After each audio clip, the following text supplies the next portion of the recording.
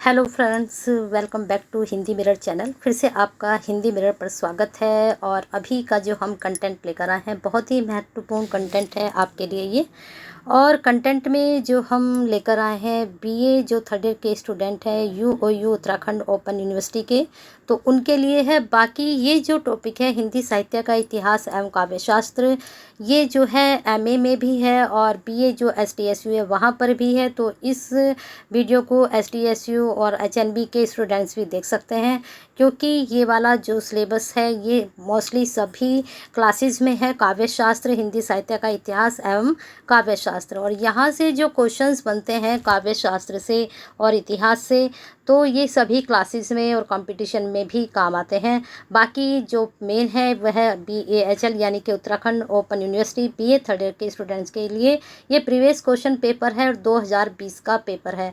अब एक चीज़ और आपके हम क्लियर कर देते हैं कि स्टूडेंट्स को थोड़ा कन्फ्यूज़न है कि जो 21 के पेपर आए थे वह एमसीक्यूज़ बेस आए थे, तो क्या इस बार भी एमसीक्यू बेस होगा? तो आपको बता दें कि इस बार जो है आपका एमसीक्यू बेस नहीं होगा, आपका थ्योरेटिकल पेपर होगा और वह 2 घंटे का होगा। इसलिए हम ये 20 का पेपर लेकर आए हैं, 2 घंटे का पेपर। 19 तक जो पेपर हुए थे वे सब 3 घंटे के पेपर थे, और उसके बाद 20 में 2 घंटे का पेपर हुआ था। और ये 2 घंटे का जो पेपर हुआ था 80 नंबर का तो होता ही है, 20 नंबर के आपके जो है असाइनमेंट है। तो 80 नंबर के पेपर में कम से कम आपको 25 अबाव लाने होते हैं पास आउट के लिए।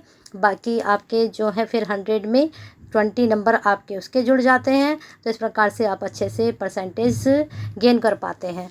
तो देखते हैं। तो एमसीक्यूज़ बेस बिल्कुल नहीं होगा, इस बुलावे में आप मत रहना कि एमसीक्यू बेस आपका पेपर होगा। इसलिए मैंने लास्ट ईयर का पेपर लेकर आई 2020 का, कि आपको पता चले कि किस तरह से आपका पेपर आता है। चलिए, वीडियो शुरू करने से पहले, आपको बताने से पहले आपको क्या करना है, अगर सब्सक्राइब नहीं किया है तो कर लीजिए, बेल आइकन हिट नहीं किया तो कर दीजिए, और साथ में एक लाइक तो बनता है वीडियो शुरू होने से पहले, और शेयर भी बनता है। करिए शेयर सभी के लिए, जितने भी उत्तराखंड ओपन यूनिवर्सिटी के स्टूडेंट्स हैं बीए थर्ड ईयर के, तो उन तक ये वीडियो पहुंचनी चाहिए आपके द्वारा, क्योंकि एक बेनिफिशियल वीडियो आपको मिल रही है। तो इसका बेनिफिट्स सभी यूओयू के स्टूडेंट बीए थर्ड ईयर के होना चाहिए।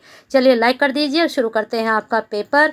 आपको बता दें कि जो आपका पेपर है वह 2 खंडों में होगा, क और ख, और ये 80 नंबर का मैं बता चुकी हूँ कि 80 नंबर का आपका पेपर होगा।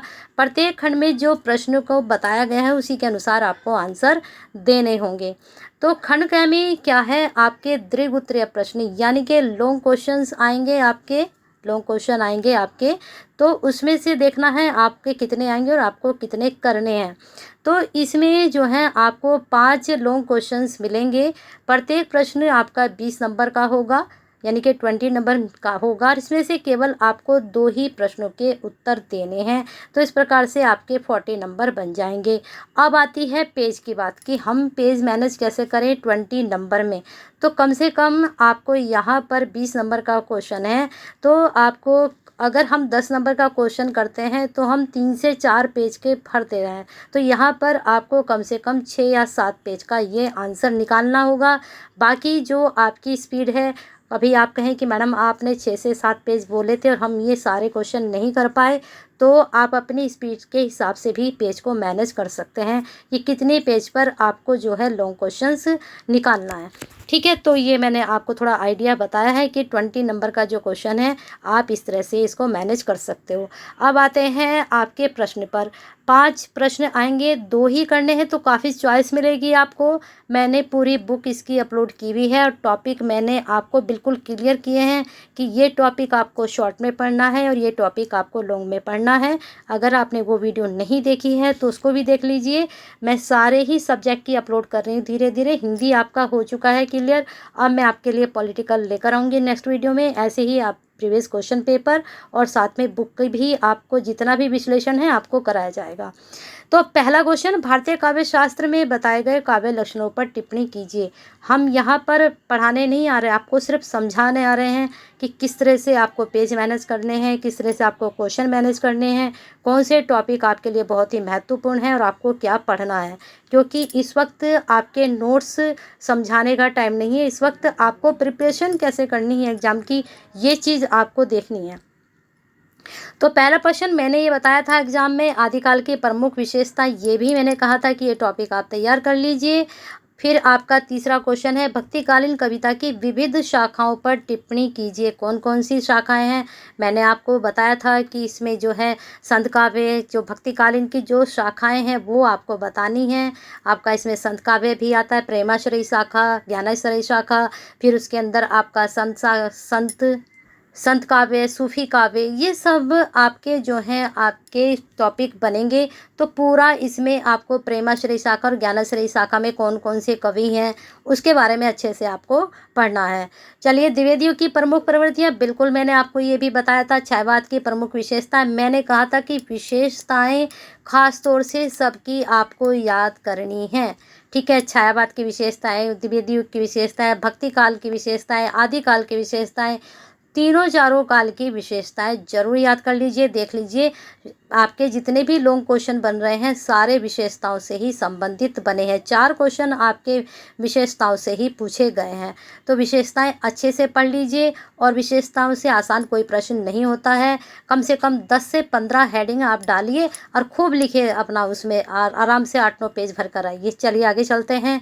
लघु उत्तरीय प्रश्न, अब इसमें देखते हैं, इसमें आपके 8 लघु उत्तरीय प्रश्न दिए जाएंगे। प्रत्येक के लिए 10 अंक निर्धारित किए गए हैं और 4 प्रश्नों के उत्तर आपको देने हैं। यहाँ भी आपको पास काफ़ी चॉइस मिल रही है, क्योंकि 8 में से सिर्फ आपको 4 करने हैं, 10 नंबर का एक रहेगा। यहाँ पर पेज मैनेज कैसे करेंगे, अभी मैंने आपको बताया था कि यहाँ पर आप 3 से 4, अगर आपकी स्पीड अच्छी है तो आप 5 पेज भी आराम से भर सकते हैं 10 नंबर में। ठीक है, और रही बात MCQs की, तो हो सकता है पैटर्न थोड़ा बहुत चेंज हो, 10 क्वेश्चन आपके MCQs भी आ सकते हैं। पक्का नहीं आएंगे लेकिन आ सकते हैं, क्योंकि जो ये 2 घंटे का पैटर्न मैं लेकर आई हूँ, ये 2 घंटे वाला ही पैटर्न है। अब यहाँ पर क्वेश्चन देखते हैं। कृष्ण काव्य धारा की विशेषताएं, नाथ साहित्य का परिचय दीजिए, रीतिकाल के विभिन्न काव्य धाराओं का उल्लेख कीजिए। कौन कौन सी धारा है, बताइए जल्दी से। रीतिकाल की विभिन्न धाराएं कौन कौन सी हैं, तो आपको अगर पता है तो बहुत अच्छे से पढ़ लीजिए। आपको रीति मुक्त, रीतिबद्ध, रीति सिद्ध, ये सब इसके अंदर आता है। काव्य प्रयोजन पर टिप्पणी लिखनी है। ये काव्य प्रयोजन वाला, अगर आपने प्रयोजन पढ़ा है तो प्रयोजन को अच्छे से, हमने एक अलग से पर्टिकुलर वीडियो बनाई हुई है, उसको आप चेक कर सकते हो।